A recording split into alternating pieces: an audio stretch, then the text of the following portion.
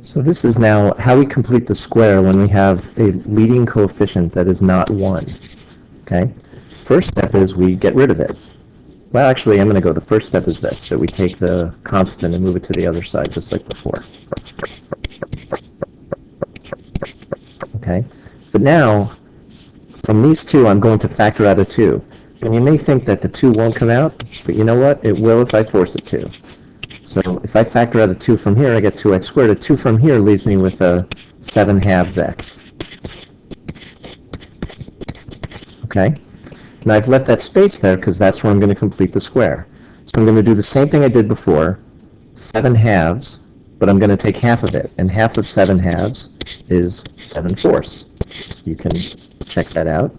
And then I'm going to square it, and that gives me 49/16. Okay? So that means I'm going to have to add 49/16 here.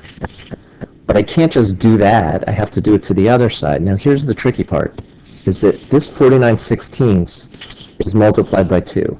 So I really didn't add 49/16. I added 2 times 49/16. So I have to add that to both sides. So I'm going to write that out, 2 times 49/16. And I'll skip down here because I would normally do this right away. 2 times 49/16. Well, I know I can cancel the 2 and the 16ths, and I get -1 plus 49/8. And I'll deal with that later. Okay? Then over here, I have 2 times, and it turns out I know I can factor this. Two numbers that multiply to 49/16 and add to -7/2. They may not roll off the tongue, but it turns out it's got to be 7/4.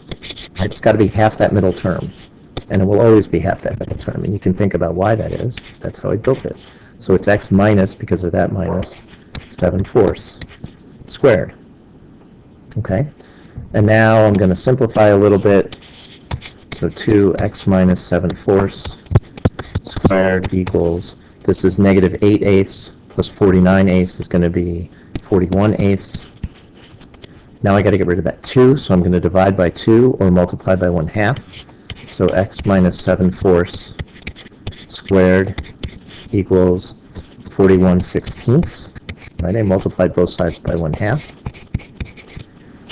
Now I'm going to square root both sides.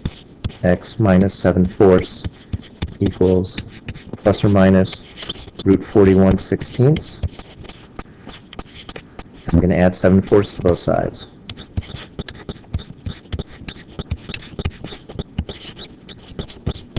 Okay, now there's one more step. Simplifies that I can take the square root of 41 over the square root of 16. And the square root of 16 I know is 4, and now I have common denominator. So x equals 7 plus or minus root 41 over 4. And those are my two solutions.